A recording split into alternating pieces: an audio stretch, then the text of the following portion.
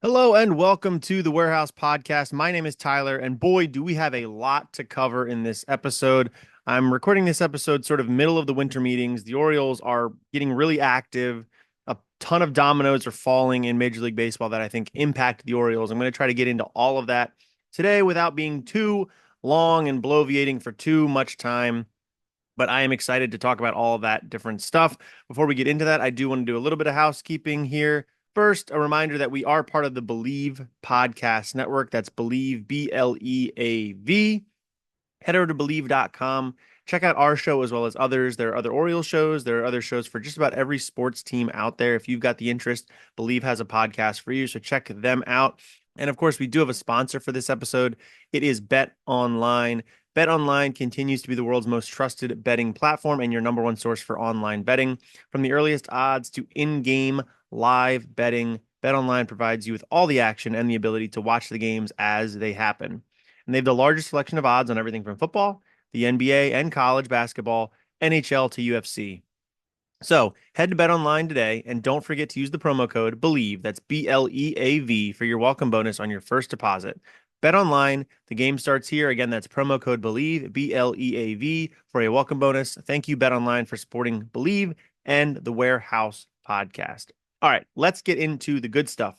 The Orioles have made a couple of signings, or at least have come to agreements with a couple of players. These have not, I don't believe, as I record this, been officially announced just yet, but things are happening. They are always pending that notorious Orioles physical, although that hasn't been quite as much of a thing the past couple of years, but that's always the caveat there. So the first big signing of the offseason for the Orioles, and this is a really big one, I think, across all of baseball. They are signing outfielder Tyler O'Neill to a 3-year, $49.5 million deal that includes an opt-out after the 2025 season. O'Neill was with the Red Sox last year. Prior to that, made his name kind of with the St. Louis Cardinals as sort of a do-it-all kind of guy. Power, speed, defense. Has a couple of Gold Gloves already, I believe. We'll talk about sort of those aspects if they still ring true nowadays. But what do the Orioles get in Tyler O'Neill? I think, well, first of all, he's a veteran. He's a right-handed hitter. He is capable of playing all three outfield positions, although I think given the Orioles' current setup of Cowser in left, Mullins in center, and then sort of a vacant spot in right field right now, there's, you could pencil Heston Kjerstad into that spot before this signing. But I think prior to that, obviously, Anthony Santander is a free agent. O'Neill sort of slots perfectly into right field. I think, Cowser could see some time in center if Mullins takes a day off and then O'Neill would play some left. But I think like most common lineup would right now have Cowser left, Mullins center, O'Neill and right. So that checks a lot of boxes for the Orioles. I think what it also does is kind of indicate that Anthony Santander's time with the Orioles is likely over. He is going to probably get a pretty big contract. I think he turned down the $21 million qualifying offer, which was the correct thing to do, most likely. He might not get that AAV in free agency. I'm kind of sort of doubting he gets the $21 million per year, but he'll get obviously much more money over a 4 or 5 year contract is my expectation. There were reports out this weekend that he is now generating interest from basically the teams that did not get Juan Soto. And we'll talk about the Juan Soto domino here towards the end of the show. But that is sort of a fallout of this. If you're an Anthony Santander fan, which I think most of us are, even if you maybe didn't love all of his abilities necessarily in the field or even at the plate at times, I think his personality was undeniable. He was very likable, always came off as a very genuine guy, probably never the face of the franchise necessarily, but a guy that had been with the organization for a really long time since being a Rule 5 pick years ago, had been through multiple um, uh, regimes in the front office and in the dugout, and kind of was a very steady continuity factor for the Baltimore Orioles. So I think from that perspective, it's kind of a sad development here that O'Neill is here because, as I said, it likely indicates Santander is no longer going to be an Oriole. There, the only wiggle room I see there is if the market, for whatever reason, doesn't value him. Like I said, there's rumors already that he's got interest from various teams on multiple multi-year contracts. But if for whatever reason he falls through the cracks of the market, he's still around in February. wants to go somewhere, even if it's on a 1-year deal or something, I could see maybe a scenario where the Orioles, you know, add him again. But that's pretty much the exception. And like I said, I don't expect that to be the outcome. So more specifically on Tyler O'Neill, what he is, who he is, what he's done recently. Last year with the Red Sox was sort of a bounce back year for him after struggling and really dealing with injuries quite a bit in 2022 and 2023, which injuries I think is a thing we need to talk about with O'Neill. Last year, though, really good numbers when he did play a 132 OPS plus. That was from a 241 batting average, 336 on base, and a 511 slugging. Hit 31 home runs, 61 RBI, 53 walks to 159 strikeouts. So a few things on all of that is was essentially his second best hitting season of his entire career. His best came back in 2021 with the Cardinals when he had a 148 OPS plus, was eighth in the MVP voting, won a Gold Glove that year. Like 2021 was the year where I think Tyler O'Neill was viewed as like a future star of this league, if not an already star. He was 26 at the time. Now he is going to be 30 coming up this season. It hasn't really happened for him. And the reason it hasn't happened for him is he's gotten hurt quite a bit. He played 96 games in 2022, played 72 games in 2023, and then 113 games this past season. So I think that this opt out after 2025 is basically him betting on himself a little bit to say, I know what my ability is, and I know I can pull it together for one full season because I want to get back out in the market next year and get this crazy money that I can go get a 5-year, 6-year contract for $130 million or something like that. This is kind of a bet on himself. And from the Orioles perspective, it's an insurance policy sort of both ways.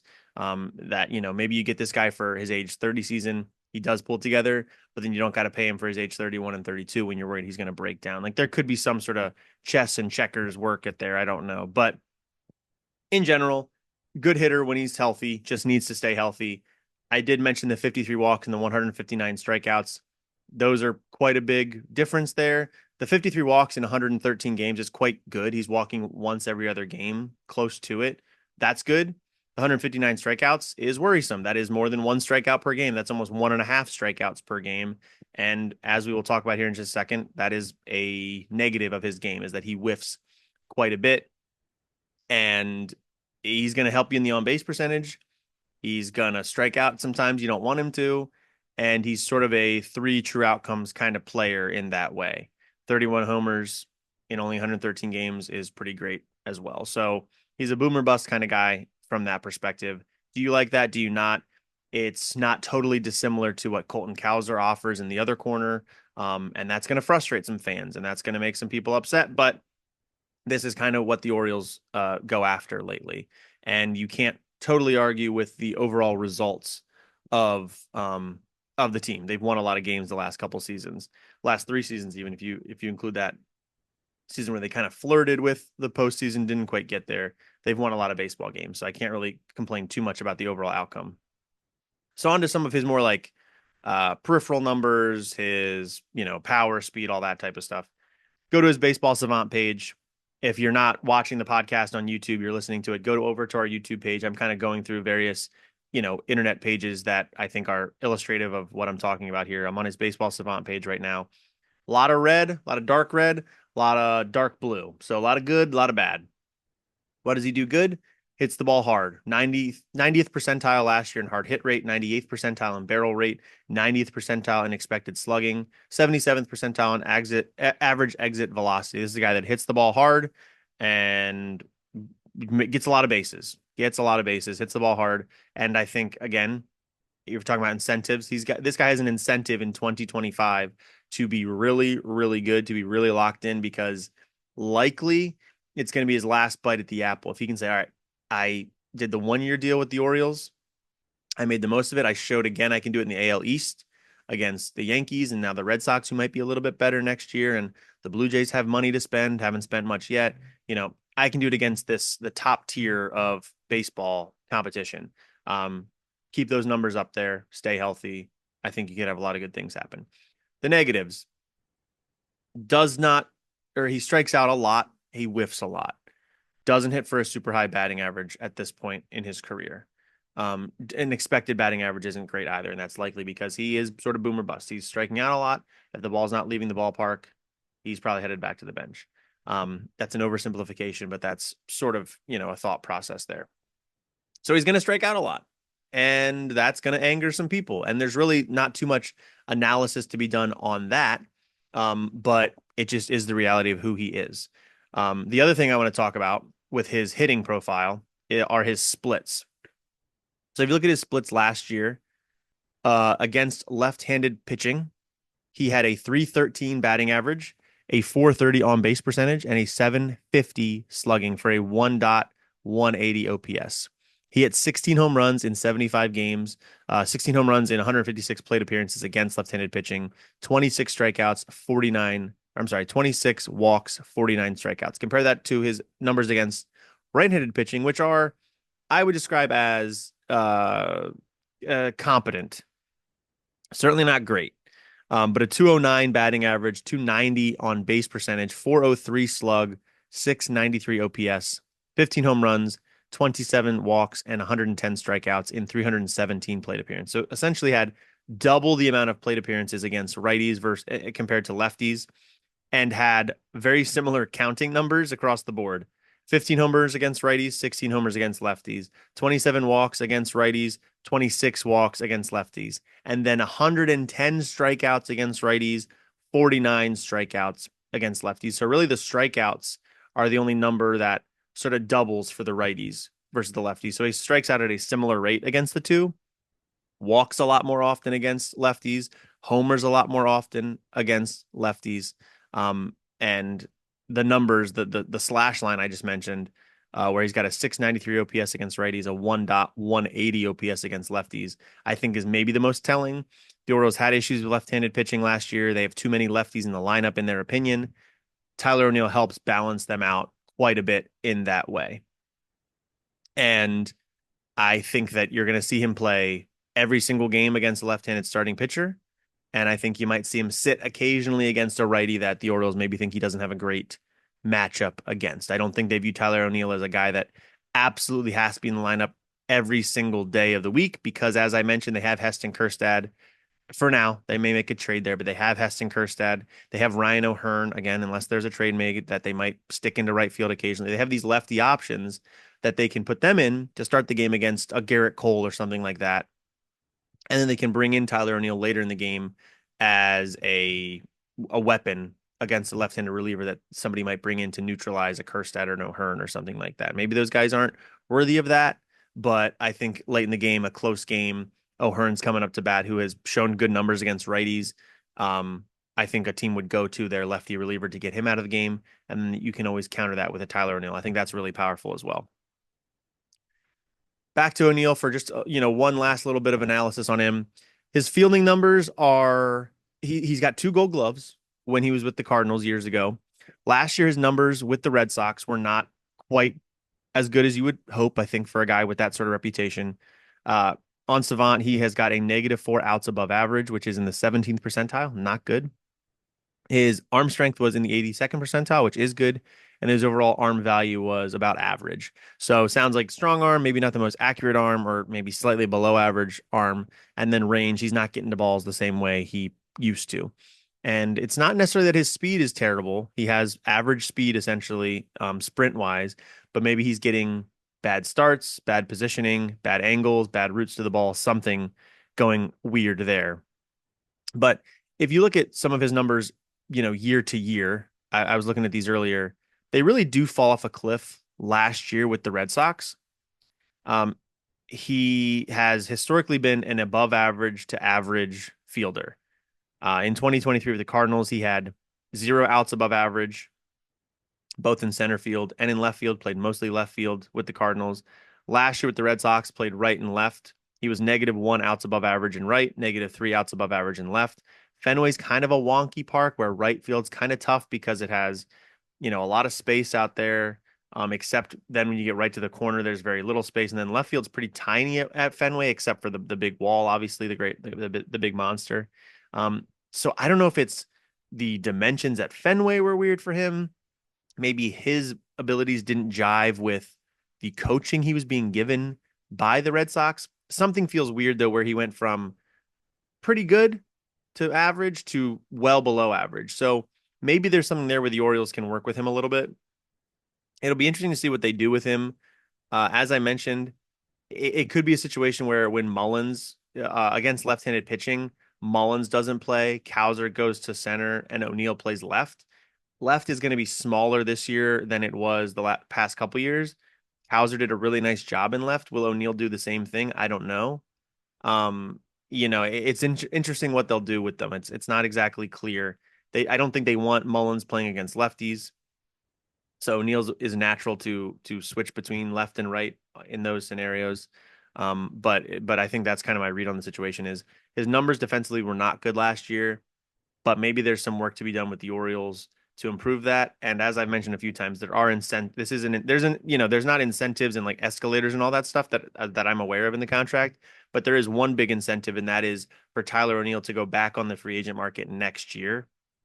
And if he's going to do that and get more than what he is, guaranteed for 2026 and 2027 in this contract with the Orioles, which is another, 30 some $1 million, he's going to need to ball out a little bit. He's going to need to show, hey, I'm not just this guy that gets injured and whiffs all the time and doesn't really play defense anymore. I'm a well-rounded guy that you can give me a 5-year contract and I'm going to be good for it for the next 5 years.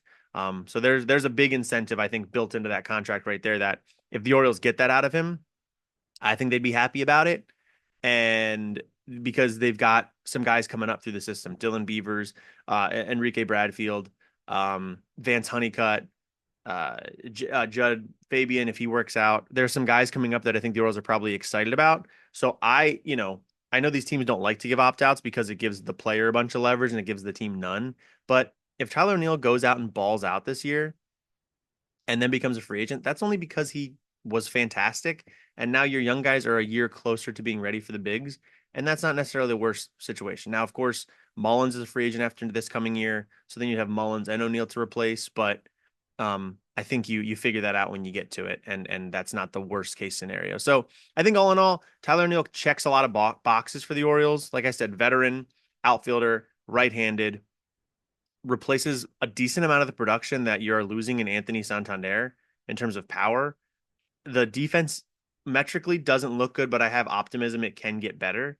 And yeah, it's just whether you love the approach at the plate. I think a lot of folks aren't going to. He's very boomer bust. That's not the most attractive style of offense to watch, but the Orioles, they got to try something a little bit different this year. They got to inject some new talent. This does that as well. And I don't necessarily hate the opt out because I think it has some upside there in terms of the sort of production it could generate for the Orioles. So all in all, I think I'm excited about the Tyler O'Neill deal. And it also, we'll talk about this in a minute. Uh, he's got no draft pick compensation connected to him. So still, if the Orioles lose both Burns and Santander, it seems at this point they're almost guaranteed to lose Anthony Santander. They're going to get a draft pick back. They lose Burns, they get a draft pick back. The Orioles have a chance to have like 5 picks in the top 50 in this year's draft when you combine their own pick, the compensatory picks, and the competitive balance pick they get. The Orioles have a lot of draft picks they could be getting here, and then that sets them up for trades midsummer to really put this team over the top going forward. And I think that's how Mike Elias thinks about these things. He's not always thinking about what the roster looks like on opening day. He's thinking about what the roster looks like in September. And that hasn't always worked out great, but not giving up draft picks right now could put you in a position to trade those types of prospects in July to make the team deeper and better going into the postseason. So I think all in all, a logical decision here on the Tyler O'Neill front, even if not the most exciting move out there. It checks a lot of boxes and gets the Orioles a little bit better than they were, last week. All right, let's move on to the other big news of the week, and that is that the Orioles are agreeing to a deal with Gary Sanchez at 1 year, $8.5 million to, I assume, be their backup catcher. I say assume because if you look at Gary Sanchez's playing splits last year, like what position he played, he wasn't a catcher a whole lot of the time. So played in 89 games for the Brewers last year, 47 at DH, 19 he came in as a pinch hitter, 28 at catcher, and 4 at first base. So it's not a huge amount of time behind the plate last year. 28 games the whole season, but you're paying him $8.5 million. I don't know how he fits into the DH uh, rotation, given how the Orioles roster is currently constructed with um, Ryan O'Hearn, Ryan Mountcastle. You'd assume Rutschman gets in there a little bit, Kerstad in there a little bit. Occasionally a random day for somebody to, get their bat in there, but let their legs take a rest, something like that. I'm not sure where he fits in. Also, talking about Gary Sanchez offensively, 220 batting average, 307 on base, 392 slug, 699 OPS for a 93 OPS plus, which for a catcher, a 93 OPS plus is good. A 93 OPS plus for a DH is less so. So it's sort of an interesting combination of things where the offensive performance is fine. I think the offensive performance is actually great if you are the backup catcher. I would love a 93 OPS plus for my backup catcher.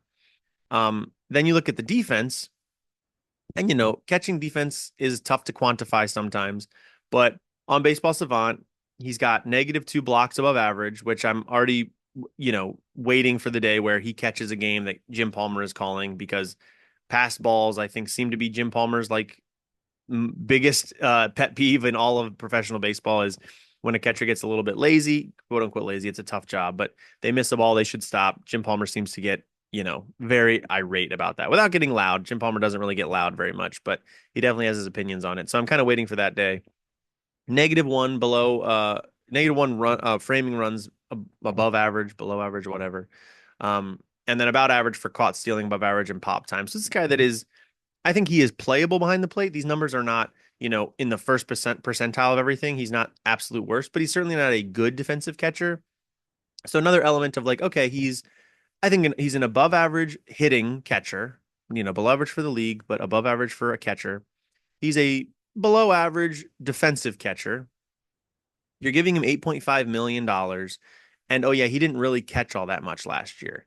So it's an interesting combination of things where I'm confused on what to think for this, because my initial thought with getting a catcher and giving them $8.5 million is to say, okay, we want Adley to play catcher a little bit less. We want Adley to get off his legs. We saw Adley kind of fall apart in the second half of last year. We don't want to put quite as much on his plate, and we need his bat because we saw in the second half last year how bad the offense was, and I don't think it's not a coincidence that Rutschman was so dreadful and the offense fell apart a little bit in the second half. So I think the Orioles' logic would say we want Rutschman to play catcher a little bit less to stay more fresh in the second half of the season. So in order to do that, we are going to sign a catcher that we feel confident can play half the games behind the plate. And $8.5 million to Gary Sanchez feels like that's what they're saying, but the numbers from last year don't tell me that he is ready for that sort of a workload. But that doesn't mean that's not what they're going to do. He's coming from the Brewers last year. The Brewers are a team, I think, known in Major League Baseball for really developing their catchers. Now, granted, Gary was 31 years old. He is already 32. This is not a guy that has a ton of development left back in him, but if, an old dog can learn a new trick, it would have been as a catcher with the Milwaukee Brewers last year. So maybe there is something there to be excited about. He was better with the Padres in 2023 when he did catch a little bit more that season. He caught 63 games for the Padres last year. So maybe there is a little bit of an indication there that he can get back up to that level and catch, every third game or something like that for the Orioles. I think that would be a big, important for Rutschman. But yeah, it's just an interesting combination of events of a pretty steep price tag for a backup catcher, not a ton of catching last year, and then the offensive numbers are good, not great, and the defensive numbers are, again, not dreadful, but certainly not good. So I think, again, it checks the box for the Orioles. This is a backup catcher. This is a legitimate big league backup catcher. It is not blocking anybody. Samuel Basallo could still come up at some point next year and become the backup catcher, and they could kick Gary Sanchez to the curb in August if they think he is not holding up his end of the bargain. And yeah, you'll lose whatever the prorated amount of his $8.5 million is left, but it's not that big of a deal if you think Basallo is an upgrade on him, which, I think now Basallo could pretty easily be an upgrade on him. Gary Sanchez is not some uber great defensive catcher or anything. Maybe that's part of it too. I don't know, but Yeah, an interesting deal. It's not the type of backup catcher I expected the Orioles to go after. Doesn't necessarily mean it's bad. And I think, at least on the days where Rutschman doesn't play, offensively, you have a a reasonable replacement for him in Gary Sanchez now on those days. So that's great. But again, remains to be seen what that looks like in reality. Something else I wanted to touch on in this one is nothing concrete. It's really more of a rumor, an indication of where the Orioles' heads are at in terms of their pitching pursuit. Because as we've talked about in this episode, they've checked a couple of big boxes. They knew they wanted to get a right-handed outfielder who could play every day. They did that in Tyler O'Neill. They wanted to get a viable backup catcher. I believe they've done that in Gary Sanchez. Now the only check boxes remaining blank appear to be on the pitching staff, and that's both in the rotation and in the bullpen. I think the bullpen is less clear what they want to do. They have Sir Anthony Dominguez in tow. Felix Bautista is going to be ready for spring training, but it sounds like they're going to slow play him and not push him, which I think is fine. So he maybe is not ready to be the closer on opening day necessarily, but will of course be back this season. And then in the pitching staff, it's also a little bit foggy because they don't have Corbin Burns at the moment. He's a free agent. The Orioles are said to be in the mix there. But if they don't get Burns, these latest rumors indicate that they're not necessarily dead set on getting an absolute ace at the top of the rotation, but more a guy to upgrade the rotation because I think, Zach Eflin certainly isn't an ace, but he's a good pitcher. Grayson Rodriguez, maybe he takes that leap this year. We're still kind of waiting for that and stays healthy. They have an ace type in Kyle Bradish who maybe will be back this year at the end of the year, and that's great for the playoffs, but you got to get through, April through September 1st. They don't necessarily have that ace guy in the house in the clubhouse right now. So are they going to go get that guy? Right now, the latest rumors indicate the Orioles aren't necessarily focused on that. And this comes from The Athletic. They have an article from Ken Rosenthal and Will Salmon posted on December 7th. And the opening paragraph is the Baltimore Orioles are reluctant to pursue the remaining free agent starting pitchers who have received qualifying offers from other clubs. That would be Max Fried, Sean Manaea, and Nick Pivetta. The team's hesitance stems from its potential draft position, according to sources briefed on the club's thinking. Signing a free agent with a qualifying offer would require the Orioles to sacrifice their third highest pick, which likely will end up in the 30s. And again, the math on that is they would have to give up their third highest pick, and that will depend on what happens with their qualifying free agents. So if right now, their highest pick is their own first round draft pick, then their next two could be both from these qualifying offers signing somewhere else. That would be Burns and Santander. If they lose both of them, then if they sign a qualifying free agent of their own, they would essentially then give one of those back up. They'd have just their own first round pick and then the one pick they lose for, losing one of those players I just mentioned right after the first round. If they lose both of those players, they now have three picks in the top 30 or 40 or whatever. I guess it'd be top 40 or so. And that's really powerful. Now, what's interesting is that they are not necessarily negating a reunion with Corbin Burns, which would do the same thing math-wise. They, instead of getting two picks, they would only get one, so they'd end up with just those two picks in the top 40 instead of three picks in the top 40. So what that kind of tells me is they view Burns as like a tier above a Fried, a Manaea, a Pivetta, and they'd be okay with that because they view his value as so much more than those others that they're comfortable with that, but they wouldn't be comfortable with the others, which I think makes sense. I think Fried and Burns feel close to one another. Pivetta and Manaea certainly don't seem on the same level there, so I'm comfortable with that. I've not found the Pivetta or Manaea connection to make a lot of sense from that perspective. I'm kind of shocked Pivetta didn't take the qualifying offer, if I'm honest. Manaea as well, but now I've heard Manaea has had discussions with teams about multi-year offers. I think that's just, I guess, the premium for competent or better starting pitching right now. But I think that makes some sense. In addition to that, reporting, there is an indication that the names the Orioles are specifically looking at in the free agent market are Nathan Eovaldi and Jack Flaherty.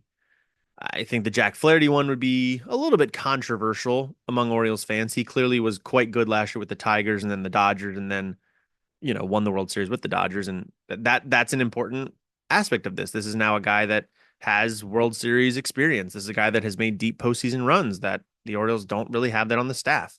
Same for Eovaldi.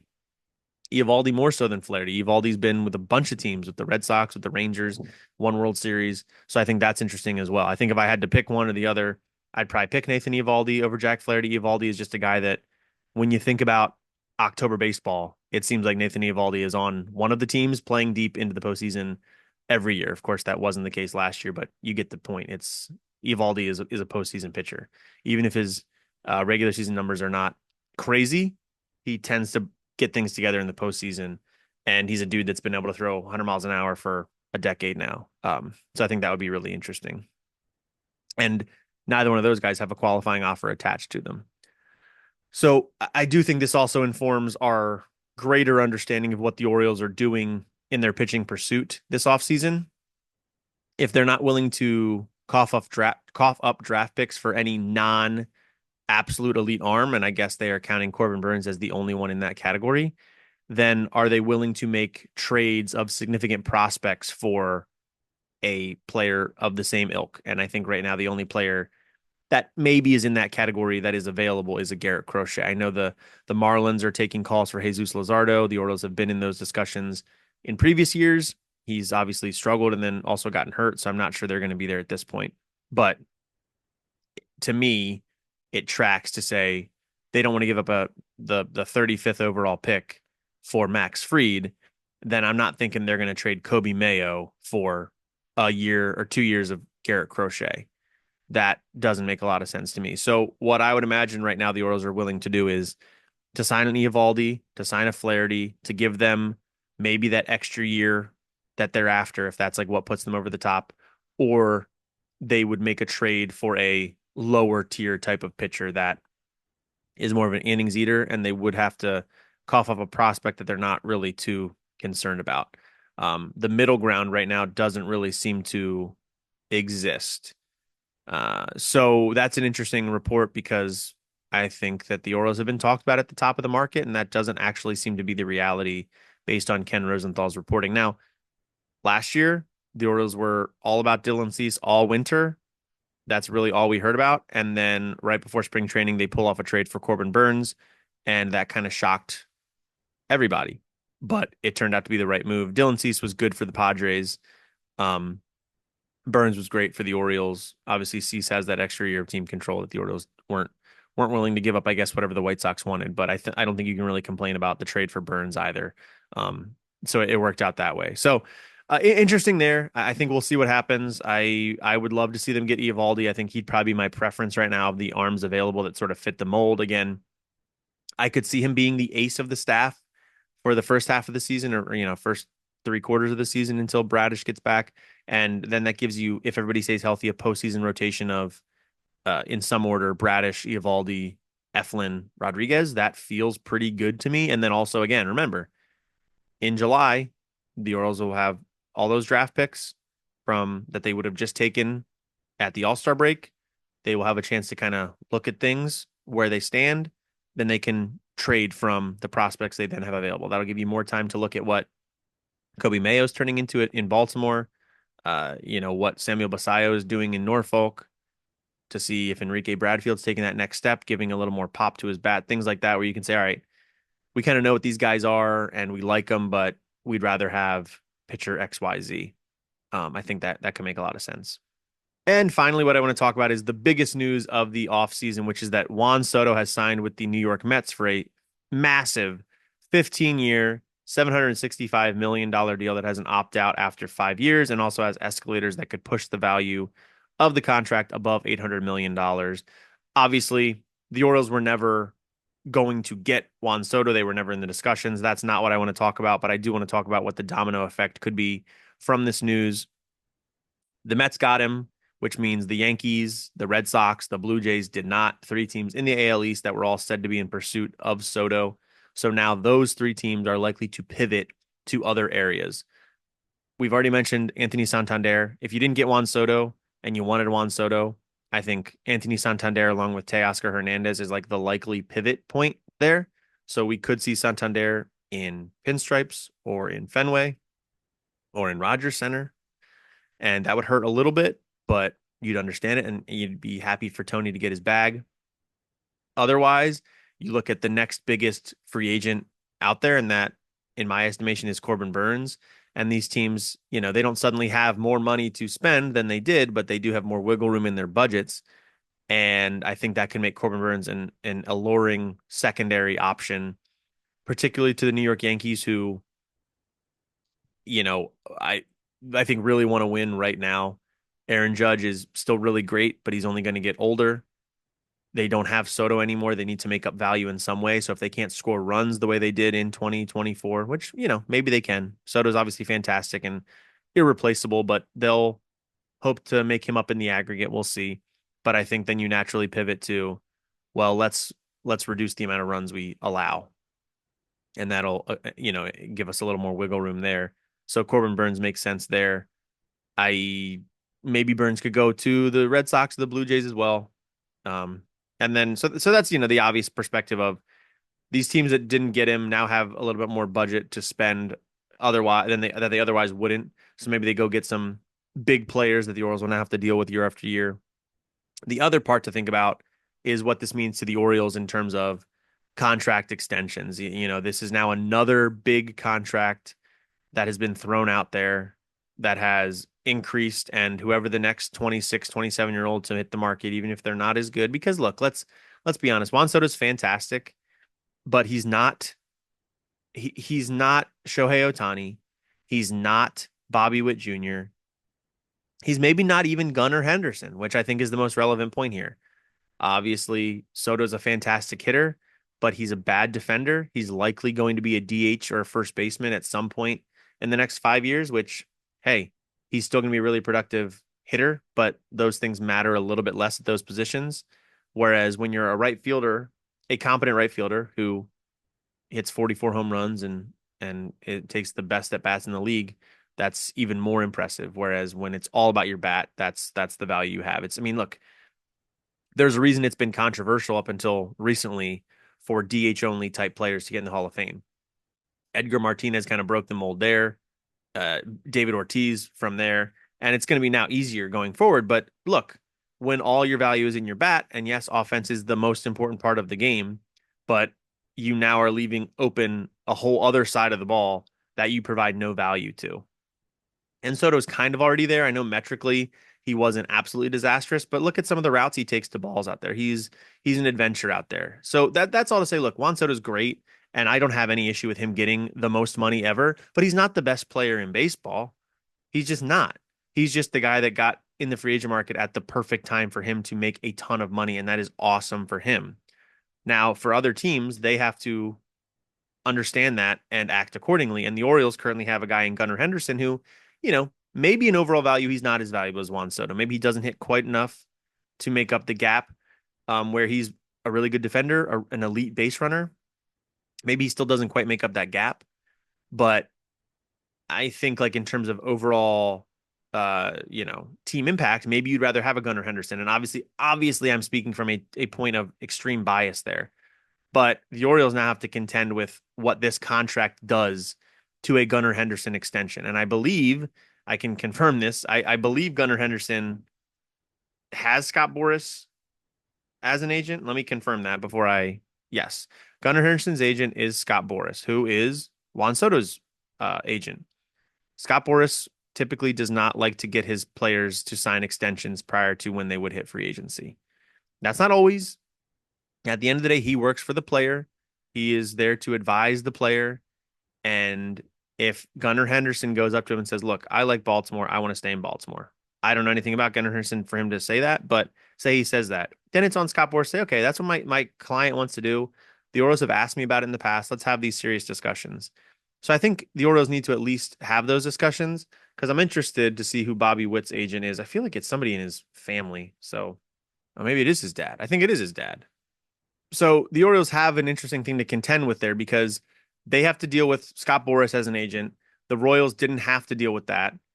They had Bobby Witt Jr., and they were dealing with his dad, Bobby Witt Sr., essentially as his agent. He works for the agency that Bobby Witt Jr. is part of. So the Orioles have a different thing to contend with, and they do, they have a blueprint a little bit in the Bobby Witt Jr. deal that will now have to be elevated because of this Juan Soto deal in a way. Clearly, they are different players. They are different ages at different points in their career.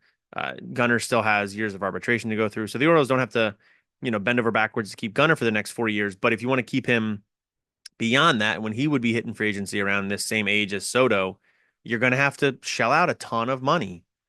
And are the Orioles going to be willing to do that? Is Gunnar Henderson and his team going to be willing to take a deal?